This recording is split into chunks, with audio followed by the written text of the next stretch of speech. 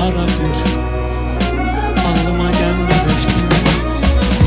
Dilim susar, yanar içim, gece gündüz arar gözüm. Yokluğuna alışamam, sensizliğe nece düzüm. Bilmem nece düzüm, gece gündüz arar gözüm. Yokluğuna alışamam, sensizliğe nece düzüm.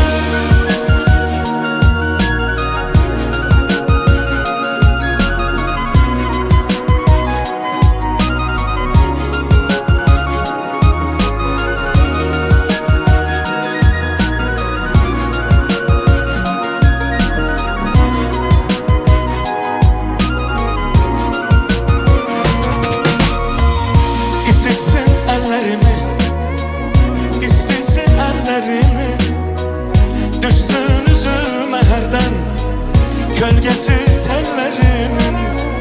Sen bütün hislerin, en masumu temizi, benim için dünyada var mı senden azizi? Bu dünyada azizim, özge kimi severdim? Düşünürəm ara bir, ağlıma gelmez ki. Dilim susar, yanar içim, gece gündüz arar gözüm. Yokluğuna alışamam, sensizliğe nece düzüm. Bilmem nece düzüm, gece gündüz arar gözüm. Yokluğuna alışamam, sensizliğe nece düzüm. Her gece sevgiden yazıram şey, ağıl umut deyir, ürek sev deyir. Neye kulak asın, nedir ki xeyir? Mən bu ürəyimlə bacarmıram ki.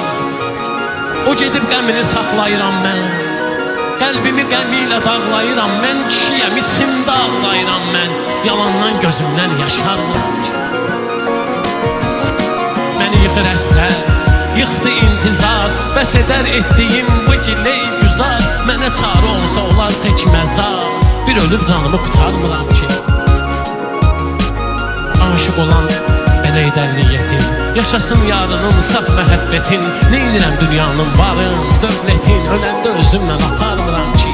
Mən bu deyimlə qatarmıram